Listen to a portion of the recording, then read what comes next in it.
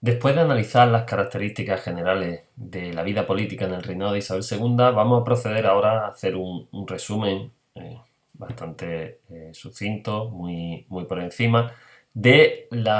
el desarrollo de este reinado a nivel político. Como sabéis, se divide en tres grandes etapas: la década moderada de 1844 al 54, el bienio progresista 54-56 y la etapa final en la que se turnan en el poder tanto unionistas, el Partido de la Unión Liberal creado por O'Donnell, como de nuevo los moderados en los años finales.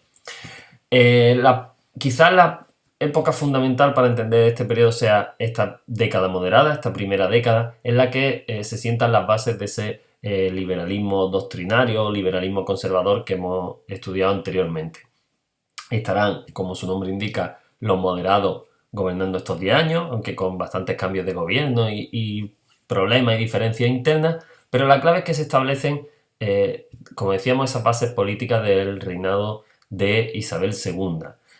Vemos aquí algunos de esos elementos que serán fundamentales: la creación de la Guardia Civil, la ley de ayuntamientos por la que los moderados se aseguran el control de estos al ser nombrados desde el gobierno. Hay una reforma fiscal bastante importante elaborada por Alejandro Mou. Hay una ley electoral de 1846 que establece un sufragio extremadamente censitario, muy restringido. Prácticamente no llega a votar ni el 1% de la población, por tanto podemos hablar de un régimen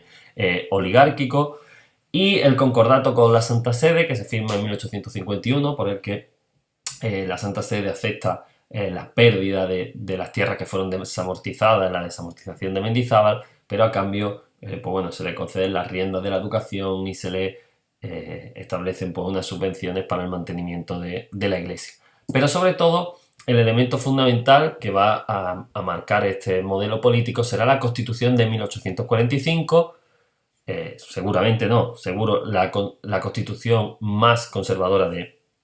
todo el siglo XIX, una constitución que establece soberanía compartida, no soberanía nacional, que va a dar grandes poderes a la corona. De hecho, la corona estará por encima de las cortes a nivel político, podrá disolver las cortes, podrá vetar leyes, tendrá capacidad legislativa la propia corona.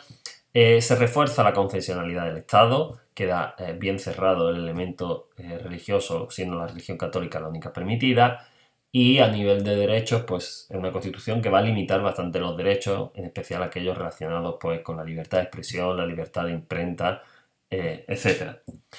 En cuanto al desarrollo de esta década moderada, pues bueno, aunque pudiera pensarse que hay cierta estabilidad porque siempre gobiernan los moderados, pero para empezar hay fuertes divisiones internas entre ellos mismos. Aparte, en esta época se desarrolla la Segunda Guerra Carlista, no tendrá la incidencia de la primera, pero bueno, no deja de ser una guerra civil o muy localizada en este caso, sobre todo especialmente en Cataluña. Y habrá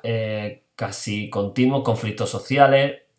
motines campesinos, huelgas obreras y las protestas contra las quintas, contra ese sistema de reclutamiento, sobre todo por el hecho de que permita la redención en metálico, es decir, que las clases más adineradas se libren del servicio militar pagando dinero. Pero como decíamos, quizá el gran problema de la década moderada será esa división interna del partido moderado, con constantes cambios de gobierno, y que de hecho va a provocar la llegada del bienio progresista. Porque este bienio progresista, aquí tenemos a los principales líderes políticos de este periodo: Espartero, líder de los progresistas; O'Donnell, que será un general moderado pero que acabará fundando un nuevo partido, la Unión Liberal, como ya vimos; y el general Narváez, que será el gran líder de los moderados. Decíamos que el bienio progresista va a llegar, está explicado en este vídeo de aquí, lo comentamos ahora, va a llegar por medio de un pronunciamiento, o se va a iniciar por un pronunciamiento que dan los propios moderados, una facción de los moderados que está en contra del autoritarismo, de la forma en que se está, bueno, incluso dejando de lado esa propia constitución del 45, todo se organiza alrededor de la camarilla de la reina, en la corte, unos cuantos políticos y los asesores de la reina. Entonces será un grupo de moderados los que iniciarán ese pronunciamiento, liderados por el general O'Donnell, que da el pronunciamiento en bicálvaro, de ahí el nombre, la bicalvarada. Es un pronunciamiento que no llega a triunfar, pero tampoco es aplastado, y en busca de conseguir mayores apoyos, los moderados, las figuras, o una parte de esos moderados, la figura de Cánovas del Castillo, redacta el llamado Manifiesto de Manzanares, en el que recoge algunas peticiones de los progresistas, como por ejemplo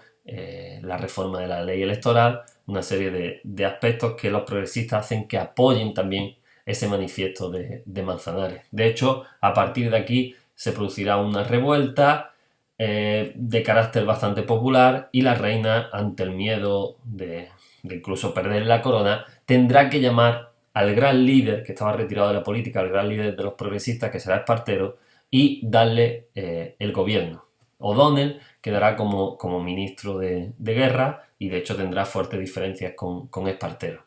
Con los progresistas en el poder, el único periodo que van a estar en el poder en este reinado de Isabel II, intentarán acometer cambios profundos. De hecho, van a elaborar una constitución que no da tiempo a ser aprobada, por eso se denomina nonata, pero sí hacen y aprueban un par de leyes muy importantes en busca de la modernización del país, como será la desamortización de Madoz, que completa la desamortización eclesiástica de Mendizábal y añade una desamortización de bienes civiles, especialmente de bienes de los ayuntamientos. Y esa desamortización, entre otras cuestiones, pretende conseguir financiación para el desarrollo del ferrocarril. Se aprobará también una ley de ferrocarriles que facilitará la inversión de capital extranjero y que